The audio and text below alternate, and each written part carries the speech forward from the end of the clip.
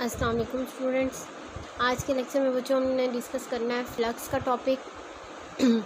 Flux की types को हम डिस्कस करेंगे, फ्लक्स क्या होता है इसके बारे में हम रीड आउट करेंगे।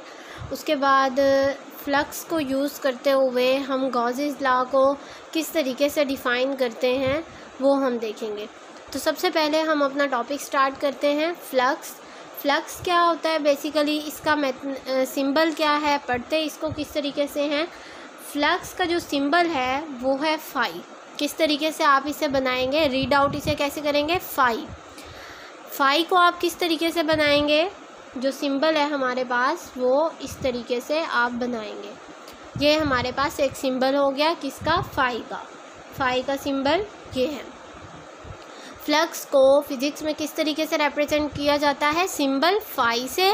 इसे रीड आउट कैसे करते हैं, फाई। अब ये जो फ्लक्स है ये हमारे पास होता क्या है, डेफिनेशन मैंने पहले पॉइंट में इसकी डेफिनेशन यहाँ पर मेंशन की हुई है। Number of the field lines passing through a unit area. इसके आगे आप लिखेंगे is known as flux.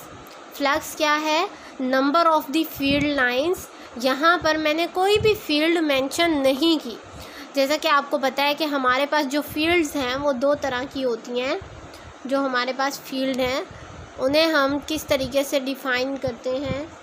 Field हमारे पास दो तरह की होती है, एक होती है इलेक्ट्रिक फील्ड और दूसरी हमारे पास होती है मैग्नेटिक फील्ड। लेकिन यहाँ पर मैंने कोई भी फील्ड डिफ़ाइन नहीं की।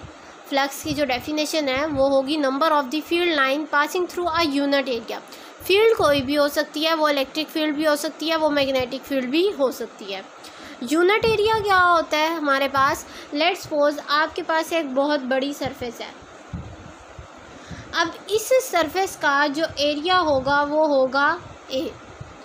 लेकिन अगर आप इसका यूनिट एरिया कट करते हैं और यहाँ से फॉर एग्जांपल आपने इतना सा पार्ट इसका कट कर लिया, तो ये जो पार्ट है जो हमने कट किया है इस बड़े एरिया में से, इस छोटे पार्ट का जो एरिया होगा इसको हम नाम देंगे यूनिट एरिया का। क्लियर हो गया। एरिया जो हमारे पास लेट्स सपोज बहुत बड़ी एक शीट है या आप एक पेज ले लें, बुक ले लें, उसका एरिया हम ए कहते हैं।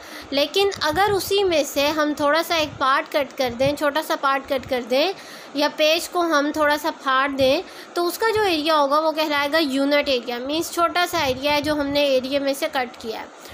और यहाँ पर आपने MCQs के पॉइंट ऑफ व्यू से बात याद रखनी है कि जो एरिया होता है वो एक स्केलर वैल्यू है, लेकिन यूनिट एरिया जो होता है वो हमेशा एक वेक्टर वैल्यू होती है। कैसे, एरिया है हमारे पास टोटल एरिया, ये एक स्केलर है, आप इसकी डायरेक्शन नहीं बता सकते, सिर्फ मैग्नीट्यूड बता सकते हैं। लेकिन जब मैं यूनिट एरिया की बात करूँगी आप ये भी बता सकते हो कि भाई आपने इस एरिया में से कितना सा पार्ट कट किया, और आप ये भी बता सकते हो कि आपने लेफ़्ट साइड से अपर से कट किया या बॉटम से कट किया। मीन्स हम उसकी डायरेक्शन भी मेंशन कर सकते हैं। इसलिए ये जो यूनिट एरिया होता है ये एक वेक्टर वैल्यू होती है और जो एरिया होता है वो हमारे पास एक स्केलर वैल्यू होती है। ये तो हो गई इसकी डेफिनेशन, आई होप आपको समझ आ गई होगी। नेक्स्ट है हमारे पास कि फ्लक्स जो है वो स्केलर क्वांटिटी है। Flux itself is a scalar quantity. इसकी कोई डायरेक्शन नहीं होती, फ्लक्स की कोई डायरेक्शन नहीं होती। इसको हम सिर्फ मैग्नीट्यूड से ही रिप्रेजेंट करते हैं। थर्ड पॉइंट है हमारे पास टू टाइप्स। फ्लक्स की हमारे पास दो टाइप्स होती हैं। जो हम किसकी बेस पर टाइप्स को डिफ़ाइन करते हैं, फील्ड की बेस पर हम इसे डिफ़ाइन करते हैं। जैसे मैंने आपको बताया था कि फ़ील्ड जो है वो दो तरह की होती है, इलेक्ट्रिक फील्ड और मैग्नेटिक फील्ड। तो इसी तरीके से जो फील्ड है उसकी बेस पर हम इसकी दो टाइप्स करते हैं। एक हमारे पास होती है इलेक्ट्रिक फील्ड। इलेक्ट्रिक फील्ड की बेस पर हम फ्लक्स को कहेंगे इलेक्ट्रिक फ्लक्स, और दूसरी हमारे पास होती है मैग्नेटिक फील्ड। मैग्नेटिक फील्ड की बेस पर हम इसे कहेंगे मैग्नेटिक फ्लक्स। इलेक्ट्रिक फ्लक्स को हम रिप्रेजेंट करते हैं फाई ई से। ई स्टैंड फॉर इलेक्ट्रिक और इसका मैथमेटिकल फार्मूला होता है E.A। अब इसमें देखें E भी वेक्टर वैल्यू है, A भी वेक्टर वैल्यू है, इसके ऊपर वेक्टर का साइन है जिसका क्या मतलब हुआ कि ये टोटल एरिया नहीं है, ये यूनिट एरिया है। मींस अगर आपने ए लिखा है तो ये एरिया है, ये स्केलर है, मींस टोटल एरिया। अगर इसी एरिया के ऊपर आप वेक्टर का साइन लगा दें तो ये शो करेगा कि भाई ये यूनिट एरिया है, आपने बहुत सारे एरिया में से एक छोटा सा एरिया कट किया हुआ है। इसी तरीके से जो मैग्नेटिक फ्लक्स होता है वो होता है phi B is equal to B dot A. B magnetic field को रिप्रेजेंट कर रहा है यहाँ पर, और ए अगेन यूनिट एरिया को रिप्रेजेंट कर रहा है। डॉट प्रोडक्ट में हम अगर मैग्नीट्यूड की फॉर्म में लिखें तो कॉस थीटा आता है, यहाँ पर भी कॉस थीटा आ जाएगा, यहाँ पर भी कॉस थीटा आ जाएगा। इन दोनों फार्मूलाज को यूज़ करते हुए ये वाला और ये वाला आप इजीली बता सकते हैं कि इलेक्ट्रिक फ्लक्स कब मैक्सिमम होगा, कब मिनिमम होगा। अब इलेक्ट्रिक फ्लक्स कब मैक्सिमम होगा, देखें थीटा अगर 90 डिग्री हो, कॉस 90 हमें 0 देता है, तो यहाँ पर मैं मेंशन कर देती हूँ कि थीटा 90 डिग्री पे तो फ्लक्स क्या हो जाएगा, 0 हो जाएगा। और नेक्स्ट है हमारे पास theta is equal to 0 degree का। अगर थीटा 0 डिग्री हो तो कॉस 0 हमें 1 देता है, तो फ्लक्स इलेक्ट्रिक फ्लक्स हमारे पास क्या हो जाएगा, मैक्सिमम हो जाएगा, जो ई ए के बराबर होगा हमारे पास। और मिनिमम कब होगा इलेक्ट्रिक फ्लक्स, जब आप थीटा को 180 डिग्री पुट करेंगे तो हमें -1 वैल्यू मिलेगी। -1 का मतलब है कि वो ई ए से मल्टीप्लाई होकर आपको -EA दे रहा है, जो मिनिमम वैल्यू होगी। अगेन ये शॉर्ट क्वेश्चन है आपका, मैं आपको शॉर्ट क्वेश्चन में भी आ सकता है, ये MCQs में भी आ सकता है। रिपीट कर देती हूँ मैं इसे, इलेक्ट्रिक फ्लक्स जो है वो 0 कब होगा, 90 डिग्री पे 0 होगा। या आप कह सकते हैं जब इलेक्ट्रिक फील्ड और एरिया एक दूसरे के परपेंडिकुलर हो जाएं तो एंगल 90 डिग्री का बनता है, तो फ्लक्स 0 हो जाएगा। नेक्स्ट हमारे पास क्या था, इलेक्ट्रिक फ्लक्स कब मैक्सिमम होगा, जब थीटा हमारे पास 0 डिग्री हो। एंगल 0 कब होता है, जब दो चीज़ें एक दूसरे के पैरेलल हों। देखें अगर इलेक्ट्रिक फील्ड की डायरेक्शन ये है और एरिया की डायरेक्शन भी ये है, तो इन दोनों के दरमियान, ये पैरेलल चीज़ें हो गई, इन दोनों के दरमियान जो थीटा बन रहा है वो 0 डिग्री का बन रहा है, मीन्स नो एंगल 0 डिग्री। तो यहाँ पर हम क्या कहेंगे, अगर दो इलेक्ट्रिक फील्ड और एरिया एक दूसरे के पैरेलल आ जाए तो एंगल 0 डिग्री होगा और कॉस 0 में मैक्सिमम वैल्यू देता है, फ्लक्स मैक्सिमम हो जाएगा। और मिनिमम कब होगा, जब थीटा हमारे पास 180 डिग्री हो तो फ्लक्स हमारे पास मिनिमम हो जाएगा। क्यों, क्योंकि जब हमारे पास 180 डिग्री होता है इलेक्ट्रिक फील्ड की डायरेक्शन यही रहेगी, या एरिया की डायरेक्शन ये कर दें और दूसरी डायरेक्शन उलट दें, मीन्स ई और ए एक दूसरे के एंटी पैरेलल हो जाएंगे। ये मैं इलेक्ट्रिक फील्ड की डायरेक्शन को इस तरफ कर देती हूँ। देखें अब इन दोनों के दरमियान कितना एंगल बना, 180 डिग्री का एंगल बना। तो यहाँ पर हमारे ये एंटी पैरेलल दो चीज़ों के दरमियान एंगल 180 डिग्री का बनता है, तो कॉस 180 डिग्री हमें मिनिमम वैल्यू देगा किसकी, फ्लक्स की। सेम यहाँ पर हम डिस्कस करेंगे, जो पॉइंट मैंने यहाँ पर लिए हैं वही यहाँ पर लेंगे, क्योंकि यहाँ भी हम कॉस थीटा को ही डिस्कस कर रहे हैं। अब यहाँ पर मैंने आपको पढ़ाया था number of the field line passing through a unit area. हमने जो हमारे कोर्स में जो फ्लक्स है वो है इलेक्ट्रिक फ्लक्स, तो हम फील्ड लाइंस कौन सी लेंगे, इलेक्ट्रिक फील्ड लाइंस हम लेंगे, और ये वाला फार्मूला हम डिस्कस करेंगे। इसको मैं आपको समझाती हूँ और ये किन किन फैक्टर पर डिपेंड करता है इसको हम देखते हैं। उसके बाद हम लॉ की तरफ जाएंगे कि लॉ को कैसे हम स्टेट करते हैं। नेक्स्ट बच्चों हमने डिस्कस करना है इलेक्ट्रिक फ्लक्स, जो इसकी पहली टाइप्स में से एक है। इलेक्ट्रिक फ्लक्स जो हमारे पास है इसको हम कैसे डिफाइन करेंगे, number of the electric field lines passing through a unit area. देखें जब हमने फ्लक्स की डेफिनेशन की हमने कहा number of the field lines, जब हमने इलेक्ट्रिक फ्लक्स की डेफिनेशन की फिर हमने क्या कहा, number of the electric field lines. Electric का वर्ड यहाँ पर लाजमी लगाना है, और अगर यहाँ पर होता मैग्नेटिक फ्लक्स तो आप यहाँ पर इस वर्ड की जगह लगाते हैं मैग्नेटिक फील्ड लाइंस। जस्ट आपने ये चेंजिंग करनी है, और रिप्रेजेंटेशन में चेंजिंग है, फार्मूला थोड़ा सा चेंज है, बाकी चीज़ें सेम है।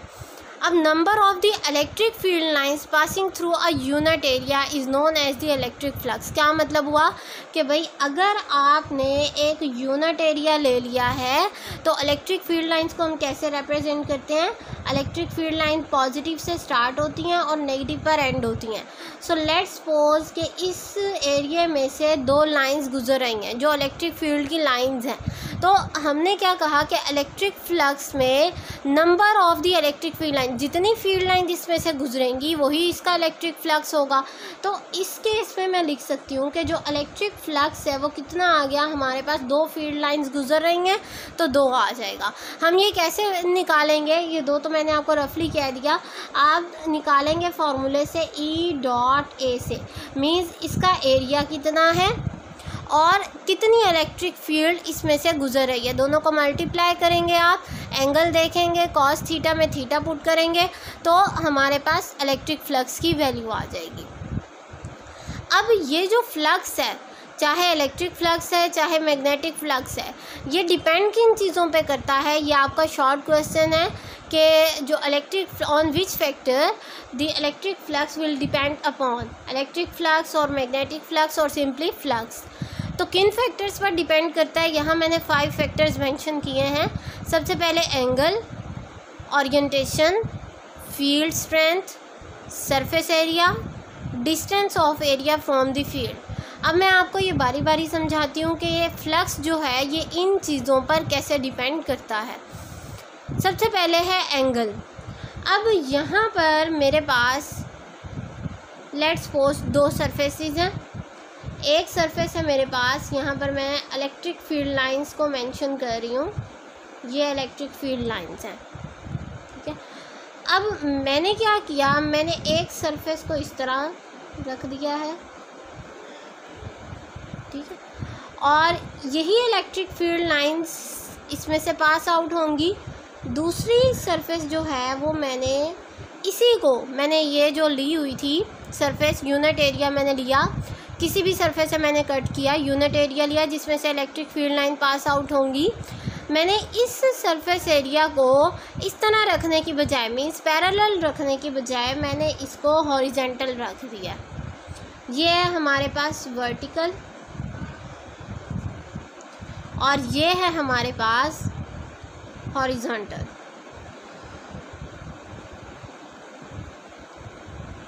क्लियर हो गया। अब देखें, इसमें से भी फील्ड लाइन पास आउट हो रही थी, सेम फील्ड लाइन यहाँ पर भी है, सेम फील्ड लाइंस यहाँ पर भी हैं।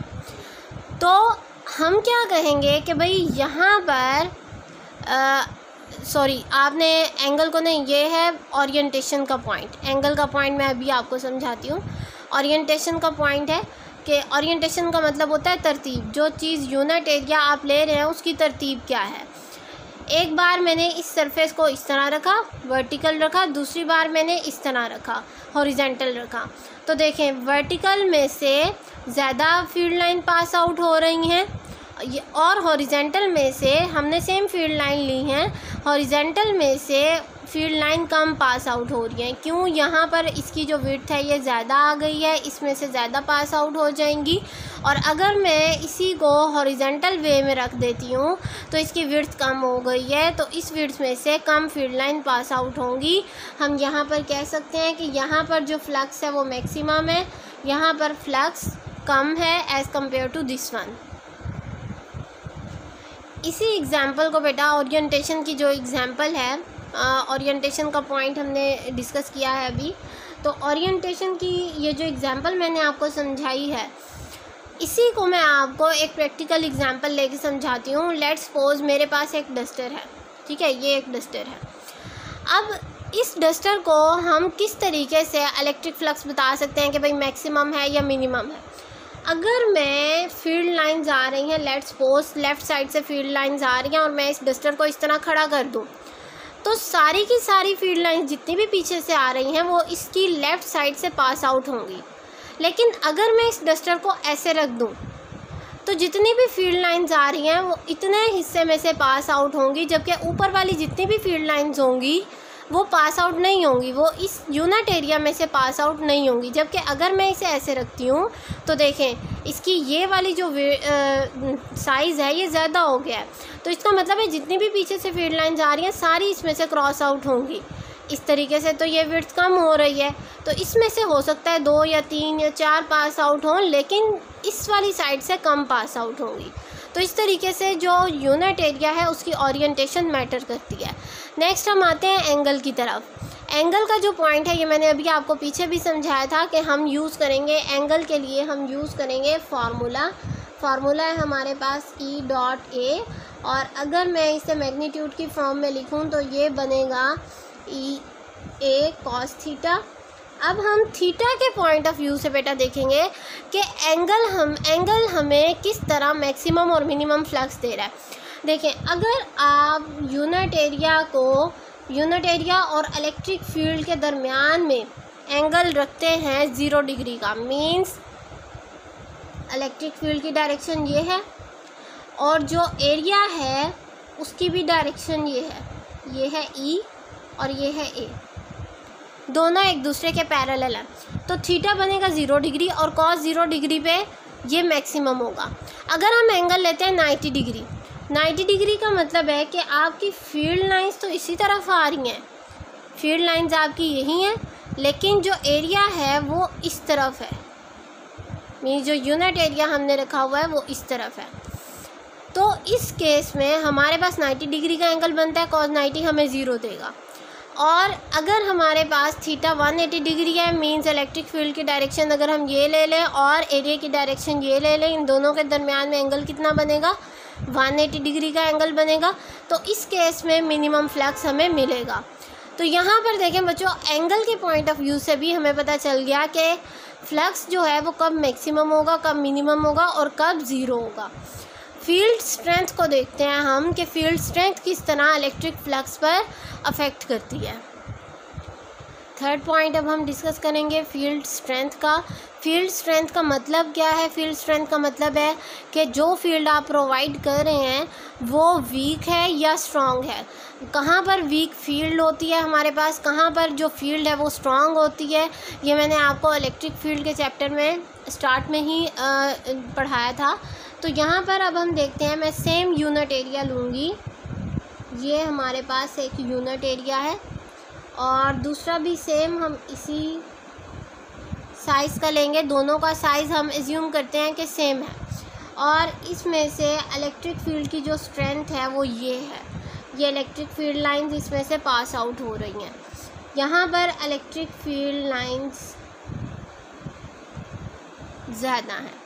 अब यहाँ पर आपको पता चल रहा है कि ये वीक इलेक्ट्रिक फील्ड है, यहाँ पर आपको पता चल रहा है कि ये स्ट्रॉन्ग इलेक्ट्रिक फील्ड है, मींस यहाँ पर इसकी स्ट्रेंथ ज़्यादा है। तो आप किस तरीके से मेंशन करेंगे कि अगर वीक फील्ड हो तो फ्लक्स भी, डेफिनेट बात है वीक फील्ड है तो इसमें से 2 लाइंस ही पास आउट होंगी ना इस सरफेस एरिया में से, तो यहाँ पर तो इलेक्ट्रिक फ्लक्स कम आ गया। लेकिन यहाँ पर देखें, ये वाली लाइन पास आउट होगी, ये भी पास आउट होगी, ये भी पास आउट होगी, तो यहाँ पर as compare to this one ज़्यादा फील्ड लाइन पास आउट हो रही हैं, तो यहाँ पर इलेक्ट्रिक फ्लक्स ज़्यादा होगा। या इस एग्जाम्पल को आप एक और तरीके से अंडरस्टैंड कर सकते हैं। हमने लिया था एक पॉजिटिव चार्ज से मैंने आपको कहा था कि फील्ड लाइंस बाहर की तरफ होती हैं, इसी तरीके से मैंने आपको फील्ड लाइंस बनवाई थी। तो ये हमारे पास फील्ड लाइंस हैं और मैंने बताया था कि यहाँ पर फील्ड लाइन करीब करीब है, इसका मतलब है फील्ड स्ट्रॉन्ग है, यहाँ पर ये एक दूसरे से दूर दूर है, इसका मतलब है फील्ड वीक है। मैं एक यूनिट एरिया लेती हूँ, यूनिट एरिया को मैं रख देती हूँ यहाँ पर, ये हमारे पास यूनिट एरिया है। यही यूनिट एरिया मैं उठा के रख देती हूँ दूर किसी पॉइंट के ऊपर, सेम एरिया है, हम एज्यूम कर लेते हैं दोनों का एरिया सेम है। अब देखें, इस एरिया में से ये एरिया क्योंकि फील्ड के नज़दीक है, स्ट्रेंथ यहाँ पर जो फील्ड की है वो ज़्यादा है, तो इसमें से कितनी लाइंस पास आउट हो रही हैं? 2 लाइंस पास आउट हो रही हैं। यहाँ पर ये दूर है एरिया और यहाँ पर जो गैप है वो ज़्यादा है फील्ड स्ट्रेंथ का, इसका मतलब है फील्ड स्ट्रेंथ जो है यहाँ पर वीक है और वीक होने की वजह से यहाँ पर सिर्फ एक लाइन गुजर रही है। इसका मतलब है यहाँ पर फील्ड स्ट्रेंथ कम होने की वजह से इलेक्ट्रिक फ्लक्स कम है, यहाँ फील्ड स्ट्रेंथ स्ट्रॉन्ग होने की वजह से इलेक्ट्रिक फ्लक्स जो है वो ज़्यादा है। इसी एग्जाम्पल से, ये जो मैंने आपको ये वाली एग्जाम्पल समझाई, इसी एग्जाम्पल से आप एक और रिजल्ट भी निकाल सकते हैं। देखिए फील्ड स्ट्रेंथ, आई होप आपको समझ आ गया होगा। नेक्स्ट है हमारे पास, ये वाला पॉइंट आपको समझाती हूँ। Next 5th, distance of area from the field. देखें इससे आप डिस्टेंस को भी समझ सकते हैं। अगर डिस्टेंस जो है वो फील्ड के नज़दीक हो, मींस यूनिट एरिया का डिस्टेंस कम हो, तो फ्लक्स हमारे पास ज़्यादा होता है। डिस्टेंस कम है, फ्लक्स ज़्यादा है। यहाँ पर देखें डिस्टेंस फील्ड से कितना ज़्यादा है, डिस्टेंस ज़्यादा है तो फ्लक्स हमारे पास कम हो गया। आप कह सकते हैं कि जो फ्लक्स होता है हमारे पास, इसका इन्वर्स रिलेशन है किसके साथ, डिस्टेंस के साथ, यूनिट एरिया के डिस्टेंस के साथ इन्वर्स रिलेशन है। जहाँ पर डिस्टेंस कम है वहाँ फ्लक्स ज़्यादा है। ये देखें डिस्टेंस कम है, फ्लक्स 2 लाइन्स गुजर रही हैं। यहाँ पर देखें डिस्टेंस ज़्यादा है, 1 लाइन गुजर रही है। क्लियर, दोनों का इन्वर्स रिलेशन है। आई होप ये वाला पॉइंट भी आपको समझ आ गया होगा। नेक्स्ट हम डिस्कस करते हैं सरफेस एरिया। ये तो बहुत सिंपल पॉइंट है कि सरफेस एरिया किस तरीके से अफेक्ट करेगा। देखिए अगर हमारे पास यहाँ पर फील्ड लाइंस गुजर रही हैं, इसको मैं ले लेती हूँ, ये वाला जो हमारे पास है यूनिट एरिया, एक छोटा सा यूनिट एरिया ले लेते हैं।